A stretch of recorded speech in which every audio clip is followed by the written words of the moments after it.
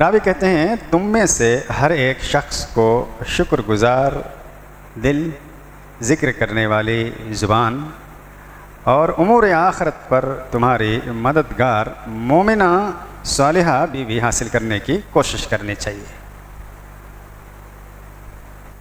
اچھی قسمت اور خوش نصیب انسانوں کی علامتوں کے تعلق سے حدیثیں سن رہے ہیں سلسلہ وار۔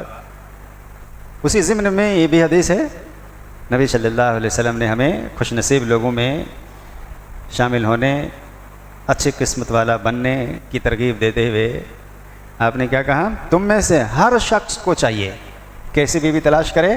اس میں 3 باتوں کا تذکرہ ہے۔ وہ بیوی کیسی ہو، وہ عورت کیسی ہو؟ شکر گزار دل، کسی بھی حال میں رہے، تنگی کی حالت میں رہے کہ خوشحالی کی حالت میں رہے، ہر حال میں اللہ کی تعریف کرنے والی ہو، شکر گزار۔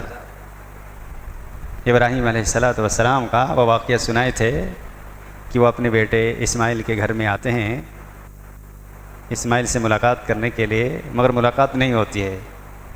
دروازے پر آواز دینے پر اسماعیل کی بیوی اندر سے بولتی ہے، نکلتی ہیں، تو پوچھتے ہیں ابراہیم علیہ السلام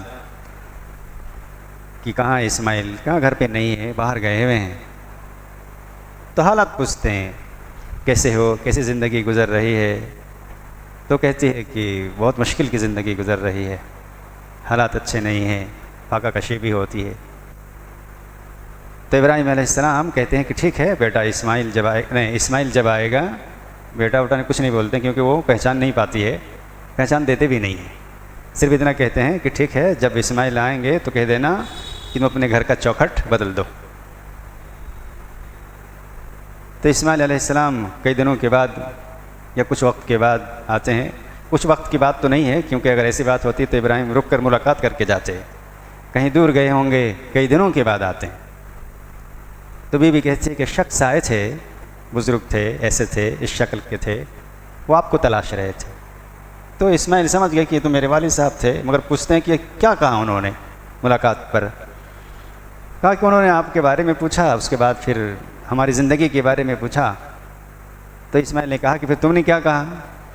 کیونکہ میں نے کہا کہ تھوڑی تکلیف کی زندگی گزر رہی ہے، پریشانی کے عالم میں ہیں ابھی ہم لوگ۔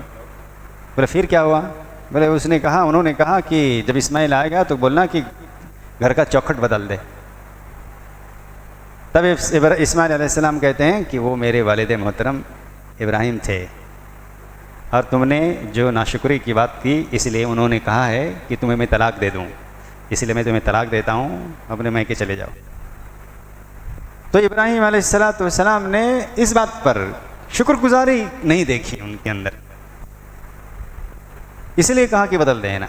کچھ دنوں کے بعد پھر آتے ہیں اور وہی بات ہوتی ہے، گھر میں نہیں ہوتے ہیں اور بیوی نکلتی ہے اور پوچھتے ہیں کہاں گئے؟ باہر گئے ہیں، آپ لوگوں کی زندگی کیسی گزر رہی ہے؟ بولے اللہ کا شکر ہے، الحمدللہ بہت اچھی گزر رہی ہے۔ بولا اچھا ٹھیک ہے، جب اسماعیل آئے تو بولنا کہ اس گھر کے چوکھٹ کو باقی رکھے، یہ بتا دینا۔ تو وہ چلے جاتے ہیں، اسماعیل آتے ہیں، بولتی ہے کہ ایسی ایسی بات ہے، یہ دوسری بیوی تھی۔ پوچھتے ہیں کہ وہ بتاتی ہے کہ ایسے ایسے آدمی آئے تھے۔ بولے کیا کہا؟ کہ حالات پوچھے۔ بولے تم نے کیا بتایا؟ کہ الحمدللہ بہت اچھا ہے، الحمدللہ اللہ کا فضل ہے، جس حال میں بھی اللہ کا شکر ہے۔ بولے پھر کہا کہ گھر کے چوکھٹ کو رکھنا، کیا مطلب اس کا؟ تو اسماعیل علیہ السلام نے کہا کہ وہ میرے والد محترم تھے ابراہیم، اور تم نے اپنی زندگی کے تعلق سے اللہ کا شکر ادا کیا، اس لیے کہا ہے کہ تمہیں ہم اپنی زندگی میں باقی رکھیں۔ تو یہ ابراہیم علیہ السلام کس واقعے میں ہے کہ شکر گزار دل وہی ہماری زندگی کے قابل ہے، نہ شکر گزاری نہ کرنے والی بیوی وہ ہماری زندگی کے قابل نہیں ہے۔ کیوں؟ دنیا میں تکالیف، پریشانیاں، مصیبتیں آتی ہیں، ہر انسان کی زندگی میں آتی ہے۔ نشیب و فراز، کوئی بھی زندگی ایسی نہیں جس میں نشیب و فراز نہ ہو، اونچ نیچ نہ ہو، تنگی پریشانی نہ ہو، ہوتی ہی ہے کہیں نہ کہیں، کسی نہ کسی جگہ پر۔ تو ہر حال میں شکر گزار دل چاہیے، اللہ کا شکر ہر حال میں کرنا چاہیے۔ تنگی کی رکھا تو اسی نے رکھا ہے نا، کسی انسان کے بس کی بات چھوڑو ہے، تو ہم اس کا اور شکر کریں گے تبھی تو دے گا۔ اللہ نے کہا نا لئن شکرتم لازیدنکم، تم شکر گزاری کرو گے ہم دیں گے، اللہ کا وعدہ ہے۔ تو ہمیں کسی بھی حال میں رہنا چاہیے تو شکر گزاری کرنی چاہیے۔ خیر لمبی بات ہو گئی، کل اور باتیں پیش کروں گا۔ تو اس حدیث میں پہلی بات نبی کریم صلی اللہ علیہ وسلم نے فرمایا کہ کیسے دل ہونا چاہیے، کیسے دل والی ہونی چاہیے بیوی یا عورت گھر میں؟ شکر گزار دل والی ہونی چاہیے. اس لیے ہماری بہن بیٹیوں ہر حال میں رہو, جس حال میں بھی رہو اللہ کا شکر الحمدللہ. جس حال میں رکھا الحمدللہ, آپ سے بھی بہتر ہو سکتے ہیں لیکن کمزور بھی تو بہت سارے ہیں. آپ دیکھ لیجئے, آپ جس حال میں بھی ہیں, آپ کے شوہر نے, آپ کے باپ نے, آپ کے بھائی نے جس حال میں بھی رکھا ہے, اس سے بدتر حالات میں اور بھی تو لوگ ہیں. ان کو دیکھ کر اللہ کا شکر ادا کیجیے. تو یہ شکر گزار دل ڈھونڈنا چاہیے ہم لوگوں کو, اور ہماری بہن بیٹیوں کو شکر گزار دل والا بننا چاہیے. اللہ تعالیٰ